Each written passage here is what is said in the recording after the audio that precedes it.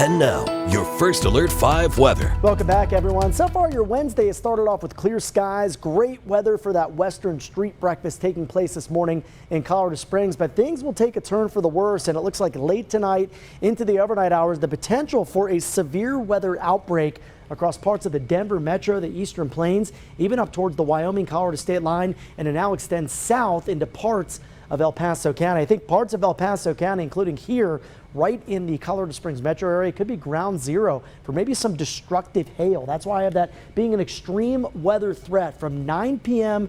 to 2 a.m. is going to be that prime target time. I'm giving myself a little bit of a buffer because some of the models are differing on when these storms initiate. If I had to tighten that up a little bit, I would say between about 10 and 10:30, the worst of the weather picks up and it continues through about 1 a.m. Also, a high risk of flooding and wind damage from these slow moving storms. Tornado threats generally on the low side. I think if we do see it, it would probably be east of the I-25 corridor. So all the ingredients are coming together to create what could be a memorable severe weather outbreak for us here in southern Colorado. And that's after a wet start to June that brought us near record-setting precipitation. Now we made that transition back to severe weather season. So temperatures through the afternoon climbing all the way into the upper 80s in the Springs, mid-90s in Pueblo. That's part of the puzzle, if you will. The rest of it, some very high dew point temperatures. This is a good indicator of how much moisture is available in the atmosphere. In Colorado, if you see these numbers over 40, that means we're doing pretty well. If they're above 50, that means you could see potential soaking rains, severe weather. Look how high these numbers are.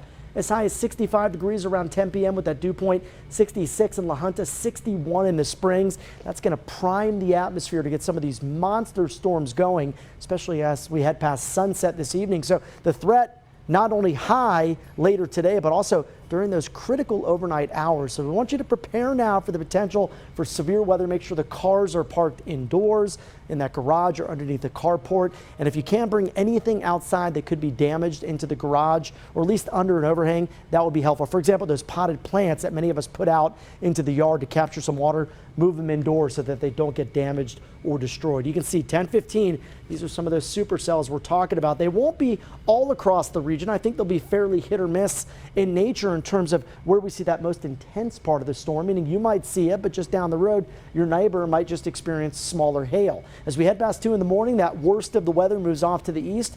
And as we make our way into Thursday, behind tonight's cold front, it's going to be noticeably cooler. Your highs tomorrow down, I'd say around 15 to 20 degrees from what we've seen so far today. And we'll also see continuation of some showers and thunderstorms. Could even say a few pulse up to strong to severe criteria through tomorrow afternoon and again into tomorrow night. So today, the rest of the afternoon continues to get hot as the heat swells. So does the humidity and moisture. 95 today in Pueblo, 87 in the Springs, even some upper 70s for our friends in Woodland Park. Here in the Springs, going 4 out of 5 on that storm impact scale. That means we want you to be on high alert as we have a high severe weather threat, mainly due to the fact that hail could be very large. Again, 2 to 3 inch hail in diameter possible. That's roughly the size of a lime, all the way up to baseball size hail. That can definitely do some damage. Still some uncertainty with the exact timing and locations. I would say a chance all across the county that we experience that. Cooler Thursday, then warming back up. Dry weather through the rest of the 7-day period. For Pueblo, we have some overnight severe weather possible. Chance of thunderstorms on Thursday. Back to some toasty 90s with sunshine by the start of the upcoming weekend. Canyon City, I've got 80s through Thursday. So make our way into Friday and Saturday. We'll see conditions dry out with some upper 80s. And in Woodland Park, cool and settled on Thursday, warming back up as we head towards the weekend.